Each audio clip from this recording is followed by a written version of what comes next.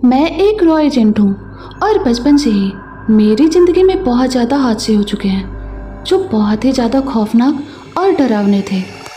ऐसा ही एक हादसा मैं आपको बताना चाहती हूँ जो मेरे साथ हुआ था। उस वक्त रात के 8 बज चुके थे और मैं अपने घर में बैठकर टीवी देख रही थी। मैंने टीवी में एक न्यूज़ देखी थी कि एक खूनी औरत हमारे शहर में घूम रही है।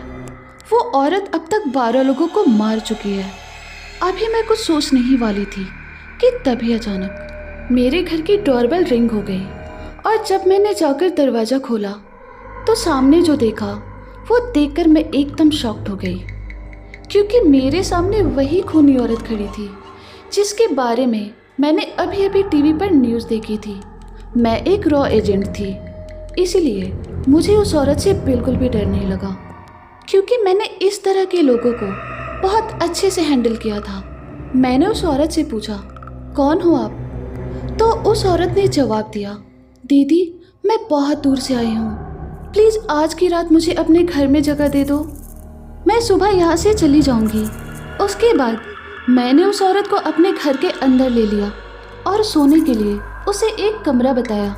उसके बाद मैंने घर की सारी खिड़कियाँ बंद करके लॉक कर दी और मैं घर के बाहर आ गई। उसके बाद मैंने घर भी पूरी तरह से लॉक कर दिया। अब उस घर में वो औरत बिल्कुल अकेली थी और उसे बाहर भागने का कोई भी चांस नहीं था। उसके बाद मैंने पुलिस को कॉल कर दिया और बताया कि वो खूनी औरत मेरे घर में है। कुछ देर बाद पुलिस मेरे घर आई। उसके बाद मैंने घर का दरवाज़ा खोला और पुलिस को उस कमरे में लेकर गई जहाँ पर वो औरत थी। उसके बाद उस रूम में जो हमने देखा वो देखकर हम दोनों शॉक्ड हो गए, क्योंकि वो औरत उस कमरे में थी ही नहीं। ये देखकर ऑफिसर ने मुझसे कहा, वो औरत? तो मैंने कहा, वो इसी कमरे में सो रही थी। तो ऑफिसर ने कहा, तो फिर वो गई कहाँ? तो मैंने कहा, शायद वो अंदर ही कहीं छुप कर बैठी होगी, चलिए हम दोनों मिलकर उसे ढूंढते हैं। उसके बाद हम दोनों ने पूरा घर देखा, लेकिन वो औरत हमें कहीं नहीं दिखी। ये देखकर ऑफिसर ने मुझसे पूछा, क्या आपने अच्छे से घर लॉक किया था? तो मैंने कहा, बिल्कुल, उसे भागने का कोई चांस ही नहीं था। तो ऑफिसर ने कहा, तो क्या हवा में उड़ गई? तो मैंने कहा, पता नहीं, पर ऐसा कैसे हो सकता है? तो ऑफिसर ने कहा, आप एक एजेंट हो ना, तो इतना ड्रामा करने की क्या ज़रूरत थी? उस औरत को मार कर भी आप हमें खबर कर सकते थे, जिंदा क्यों छोड़ा? तो मैंने जवाब दिया, आई एम सॉरी, लेकिन मैं माइंड गेम्स खेलना चाहती थी उसके साथ। तो ऑफिसर ने कहा, पर भाग गई ना वो औरत, और आप एक एजेंट होकर इतनी बड़ी गलती कर सकते हो, ये उम्मीद मुझे बिल्कुल भी नहीं थी।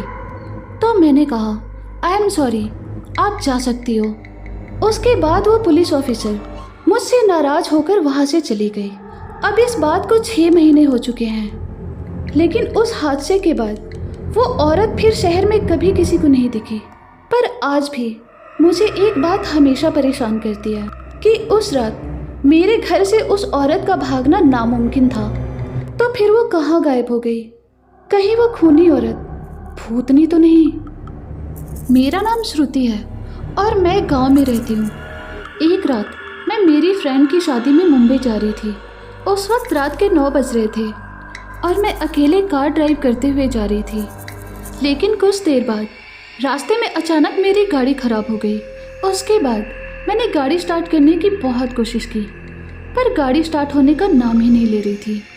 मैं लगातार कोशिश किए जा रही थी और कुछ ही देर बाद गाड़ी अचानक से स्टार्ट हो गई। ये देखकर मैं बहुत खुश हो गई। अभी मैं आगे बढ़ने ही वाली थी कि तभी अचानक मुझे किसी आदमी के ज़ोर से चिल्लाने की आवाज़ आने लगी। इसलिए मैंने वापस गाड़ी रोकी और गाड़ी से उतर गई। उसके बाद मैं उस आवाज़ का पीछा करने लगी और जैसे ही मैं उस जगह पर पहुंची, तब मैंने अपने सामने जो देखा वो देखकर मैं हैरान हो गई और डर से कांपने लगी, क्योंकि जस्ट मेरे सामने एक लड़के का कटा हुआ सिर था और उसके आसपास उसके खून बिखरे पड़े थे, लेकिन उस आदमी का धड़ मुझे कहीं भी नज़र नहीं आ रहा था। मैं कुछ सोचती कि तभी अचानक मुझे अपने आसपास बहुत डरावनी आवाज़ें आने लगी। अब मुझे और भी ज़्यादा डर लगने लगा था।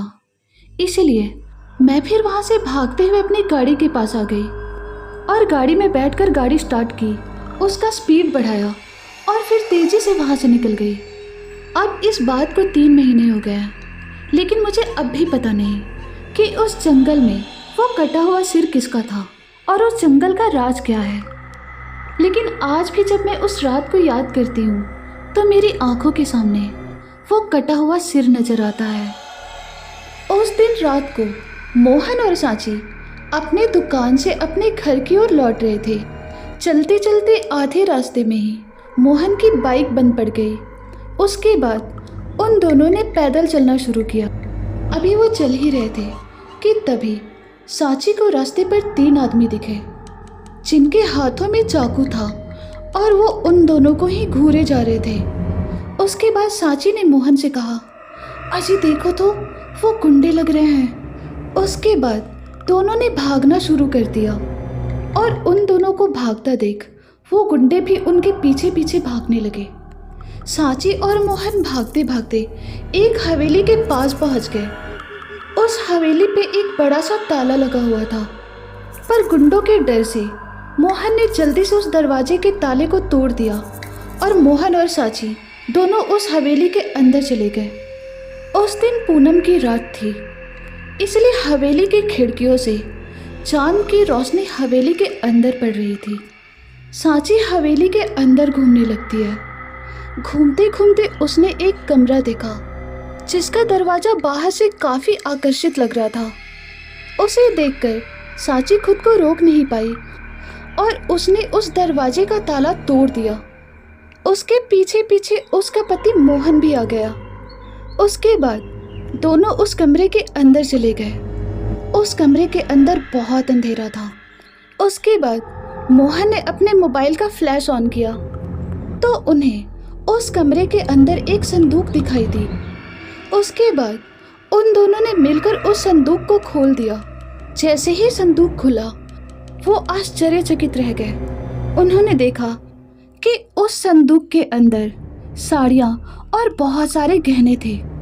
वो दोनों उन गहनों को घूरे जा रहे थे कि तभी अचानक मोहन के हाथ से उसका मोबाइल छूटकर नीचे गिर गया और अचानक से फ़ोन का फ्लैश ऑफ हो गया, जिस कारण वहाँ फिर से बहुत अंधेरा छा गया। उसके बाद मोहन ने हड़बड़ाते हुए अपना फ़ोन ढूंढना शुरू किया, पर अंधेरा होने के कारण उसे अपना फ़ोन कहीं दिख नहीं रहा था। अभी वो अपना फ़ोन ढूंढने की कोशिश कर ही रहा था कि तभी अचानक उसे अपने आसपास घुंघरुओं की आवाज़ सुनाई देने लगी। अभी वो ये आवाज़ सुन ही रहा था कि तभी उसे अपनी पत्नी सांची का ख्याल आया। उसके बाद उसने अपनी पत्नी का नाम पुकारा, सांची, सांची, पर उसे सांची कहीं नहीं दिख रही थी और ना ही उसे सांची की ओर से कोई जवाब मिला। उसके बाद मोहन बहुत घबरा गया और वो उस कमरे से बाहर भाग गया और वहां से निकलकर उसने एक गहरी सांस ली। अभी वो कुछ सोच ही रहा था कि तभी अचानक उसे अपने पीछे गर्दन पे किसी के हाथों का एहसास हुआ।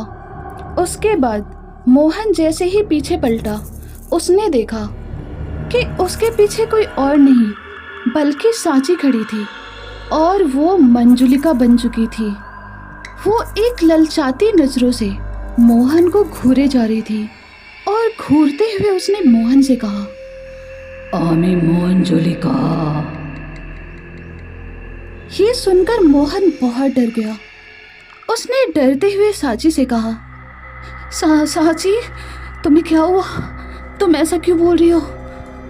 उसके बाद मंजुलिका बनी हुई सांची ने मोहन के गर्दन को अपने हाथों से पकड़ा और गर्दन पकड़ के ही मोहन को ऊपर की ओर उठा दिया। तभी मोहन दर्द से कराते हुए चिल्लाने लगता है, सांची, क्यों छोड़ो मुझे, क्या हुआ? तुम छोड़ दो। और तभी उस कमरे से एक आवाज आई,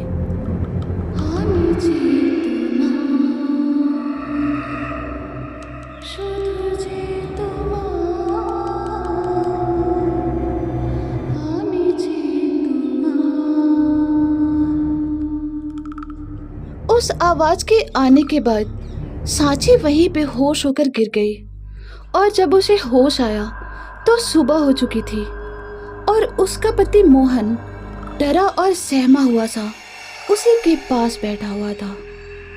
मेरा नाम सिया है और मैं मुंबई में जॉब करती हूँ। ये बात है उस रात की जिस रात मैं अपने गांव जा रही थी। एक्चुअली वो शादी का सीज़न था और उन दिनों मेरी बड़ी बहन की शादी फिक्स हो गई थी। मैं जॉब के लिए मुंबई में रहती थी और मेरी फैमिली कोकन में रहती थी। शादी की तैयारियां करने के लिए माँ ने मुझे शादी के 1 महीने पहले ही घर बुलाया था, इसलिए मैंने अपने बॉस से कहकर पूरे 1 महीने की छुट्टी ले ली। चूँकि शादियों का सीज़न था इसलिए उस वक्त मुझे ट्रेन की टिकट्स मिलने में काफ़ी मुश्किल हो गई थी और बस से सफ़र करने में मुझे बचपन से ही काफ़ी प्रॉब्लम होती थी, इसीलिए मुझे अपनी गाड़ी लेकर ही कोकन जाना पड़ा। उस दिन मैंने मेरी गाड़ी के जितने भी प्रॉब्लम्स थे वो सब मैंने ठीक करा लिए थे क्योंकि सफ़र काफ़ी लंबा होने वाला था। फिर पूरी तैयारियां करने के बाद शाम के 7 बजे के लगभग मैं कोकन के लिए निकल गई। ज़िंदगी में पहली बार मैं इतनी लंबी ड्राइविंग कर रही थी क्योंकि इससे पहले मेरी लाइफ में ऐसी सिचुएशन कभी नहीं आई थी। गाड़ी चलाते चलाते लगभग मुझे 3 घंटे हो गए थे और घर जाने के एक्साइटमेंट में मैंने कुछ खाया भी नहीं था, इसीलिए अब मुझे बहुत भूख लग रही थी। पर मुझे ज़्यादा वेट नहीं करना पड़ा क्योंकि थोड़ी देर के बाद ही मुझे एक रेस्टोरेंट दिख गया, तो मैंने वहाँ जाकर खाना खाया और उसके बाद मैं कोकन की ओर जाने लगी। रात के 2 बज चुके थे और मैं रत्नागिरी में पहुँच गई थी। लंबे समय से ड्राइविंग करते करते मैं काफ़ी थक चुकी थी, इसीलिए मैंने अपनी कार को एक सेफ जगह पे पार्क किया और वहीं पे कुछ देर आराम करने लगी। लगभग 1 घंटा आराम करने के बाद मैं 3 बजे के लगभग अपने सफ़र की ओर चल पड़ी। गाड़ी चलाते चलाते अभी कुछ ही देर हुए होंगे कि तभी मेरे साथ कुछ ऐसा हुआ जो बहुत ही शॉकिंग था। मैं एक जंगल के रास्ते से सफ़र कर रही थी, लेकिन बहुत देर से वो रास्ता ख़त्म ही नहीं हो रहा था।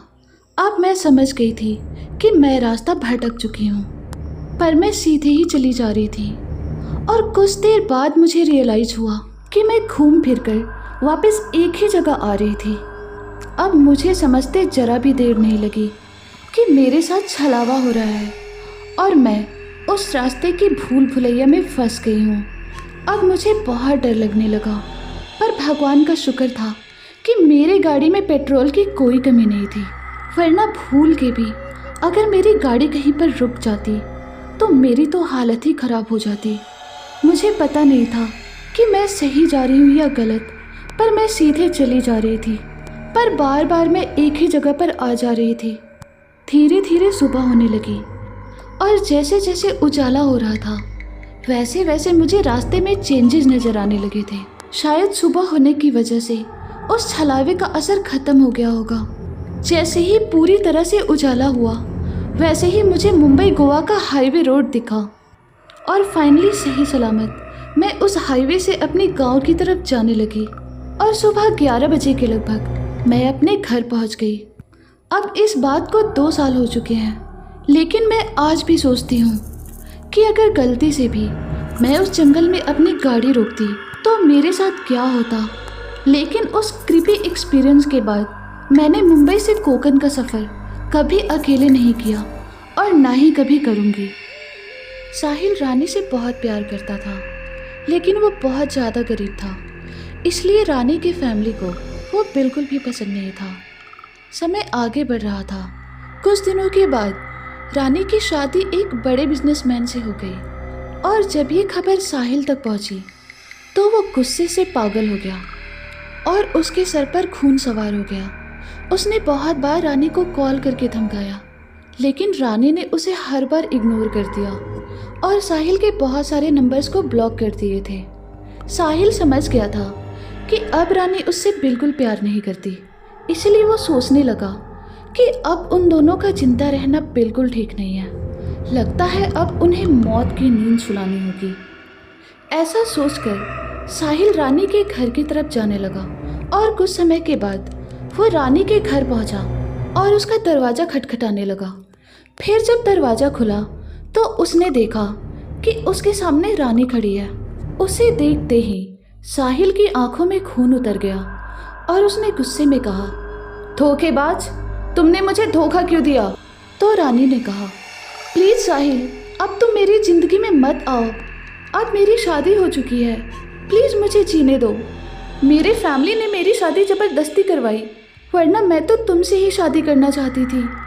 अगर मैं ये शादी नहीं करती तो मेरे पापा जहर खाकर अपनी जान देने वाले थे।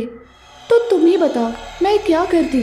साहिल, अब जो भी हो, पर अब यही मेरा नसीब है। ये सुनकर साहिल समझ गया कि रानी ने उसे कोई धोखा नहीं दिया, बल्कि उसने मजबूरी में शादी की है। ये सोचने के बाद साहिल मायूस होकर वहाँ से जाने लगा। तो रानी ने उसे रोका और कहा कि वो खाना खाकर जाए। तो साहिल रुक गया और थोड़ी देर के बाद साहिल ने वहाँ खाना खाया। उसके बाद वो वहाँ से जाने लगा कि तभी रानी उसके सामने खड़ी हो गई और उसे शातिर नज़रों से देखने लगी। उसके बाद उसने कहा, अब तू मरेगा साहिल। मुझे पता था कि तू मेरी लाइफ में कोई ना कोई प्रॉब्लम ज़रूर क्रिएट करेगा, इसीलिए मैंने इस खाने में जहर मिला दिया था। इतना सुनने के बाद साहिल कुछ कहता उससे पहले ही जहर ने अपना असर दिखाना शुरू कर दिया और कुछ देर बाद ही तड़प तड़प कर साहिल की मौत हो गई। साहिल की मौत के बाद रानी की ज़िंदगी में अब सब कुछ ठीक चलने लगा था। ऐसे ही दिन बीतते गए। एक बार रानी अपने घर पर बिल्कुल अकेली थी और उस समय रात के 12 बज रहे थे और वो रात अमावस की रात थी। उसके पति आज घर पर नहीं थे क्योंकि बिजनेस के सिलसिले में वो आउट ऑफ टाउन गए थे। इसलिए डिनर करने के बाद रानी अपने कमरे में सोने चली गई। अभी कुछ ही देर हुए होंगे कि तभी घर के बाहर से बहुत डरावनी आवाज़ें आने लगी। ये सुनकर रानी बहुत ज़्यादा डर गई और वो अपने पति को फ़ोन करने लगी कि तभी अचानक उसके सामने साहिल आ गया। उसे देखकर रानी बहुत ज़्यादा डर गई और उसने चौंकते हुए कहा, साहिल, तुम तो उसी रात मर चुके थे ना, तो तुम यहाँ कैसे? इस पर साहिल ने कहा, हाँ, मैं मर चुका हूँ, पर तुम्हें मारे बिना मुझे मुक्ति नहीं मिल रही है, इसलिए मैं बदला लेने आया हूँ। ये सुनकर रानी को अपनी मौत साफ नजर आने लगी। उसके बाद साहिल ने हमेशा के लिए उसे मौत की नींद सुला दी और फिर उसे मुक्ति मिल गई। मेरा नाम तानिया है और मैं क्लास 8 की स्टूडेंट हूँ। उस क्लास में मेरी एक बहुत अच्छी फ्रेंड है जिसका नाम है नेहा। क्लास में हम साथ ही बैठते थे और लंच टाइम एक दूसरे का लंच शेयर करते थे। मेरे घर से बस 30 कदम पर ही नेहा का घर था और हम दोनों के घर के बीच एक बहुत खूबसूरत सा पार्क था। हम दोनों छुट्टियों के बाद अक्सर उस पार्क में साथ में बैठा करते थे और आउटडोर गेम भी खेलते थे। एक बार की बात है जब किसी बात को लेकर हम दोनों के बीच बहुत ही भयानक झगड़ा हो गया था। उसके बाद हम दोनों स्कूल तो आते थे पर ना एक दूसरे के साथ बैठते थे और ना ही अब एक दूसरे का लंच शेयर करते थे। समय बीतता गया और फिर गर्मी की छुट्टियां हो गई। गर्मी की छुट्टियों में मैं अपनी नानी के घर चली गई और फिर 15 दिन की छुट्टियों के बाद मैं वापस अपने घर आ गई। हमें घर आते आते काफ़ी रात हो गई थी, करीब रात के 10 बज गए थे। फिर 11 बजे तक हमने डिनर किया। फिर मैं अपने कमरे में सोने आ गई, पर जैसे ही मैं सोने गई मेरा फ़ोन बजने लगा और जैसे ही मैंने फ़ोन देखा तो वो कॉल किसी और का नहीं बल्कि मेरी फ्रेंड नेहा का था। फिर मैंने बेरुखी से नेहा से पूछा, कहो क्या काम है? तो उस पर नेहा ने कहा, मुझे तुमसे मिलना है, हमारे घर के बाहर वाले पार्क में आओ। तो मैंने कहा, आर यू क्रेजी? इतनी रात को मैं तुमसे पार्क में मिलने आऊँ? मैं सुबह आती हूँ।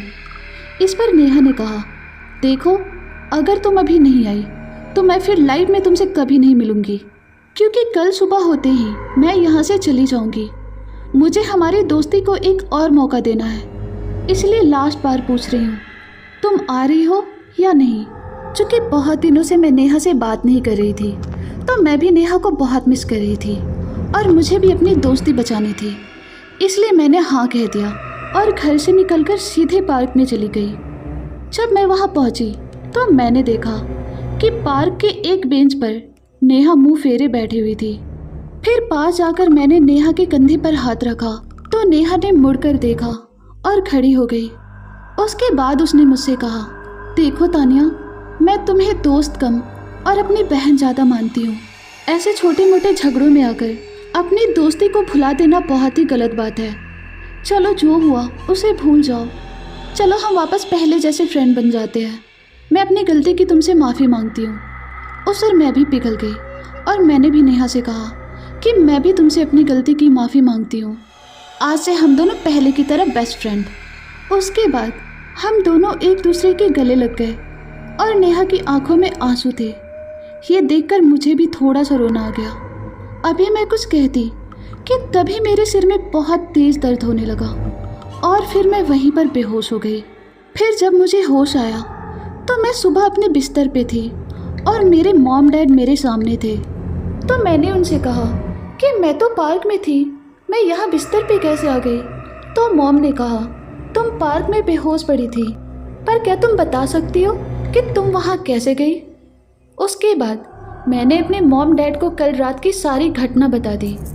ये सुनकर मेरे मॉम डैड मुझ पे काफ़ी गुस्सा हुए। उन्हें नेहा के ऊपर भी काफ़ी गुस्सा आया।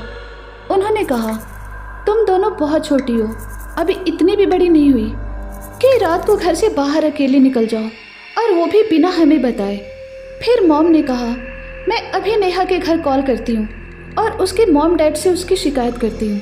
मैंने मॉम से रिक्वेस्ट की कि आगे से ऐसी गलती नहीं होगी, पर मॉम नहीं मानी और उन्होंने नेहा के घर कॉल लगा दिया। उसके बाद मॉम ने जो फ़ोन पे सुना, वो सुनकर मॉम एकदम शॉक्ड हो गई और उनके हाथों से फ़ोन नीचे गिर गया। अब उनकी आंखों में आंसू थे। जब मैंने मॉम से पूछा कि मॉम क्या हुआ, कहीं नेहा के मम्मी पापा ने आपको डांटा तो नहीं? तो मॉम ने मेरे पास आकर मुझे गले से लगा लिया और रोते हुए कहा, बेटा, नेहा बहुत दिनों से बीमार थी और कल रात ही उसकी डेथ हो गई। ये सुनते ही मेरे होश उड़ गए। मुझे एक सदमा सा लग गया। मैं बहुत रोने लगी क्योंकि मैंने अपनी बेस्ट फ्रेंड को हमेशा के लिए खो दिया था। मैं समझ चुकी थी कि कल रात मुझसे नेहा नहीं बल्कि उसकी आत्मा मिलने आई थी। उसने मरने के बाद भी अपनी दोस्ती निभाई।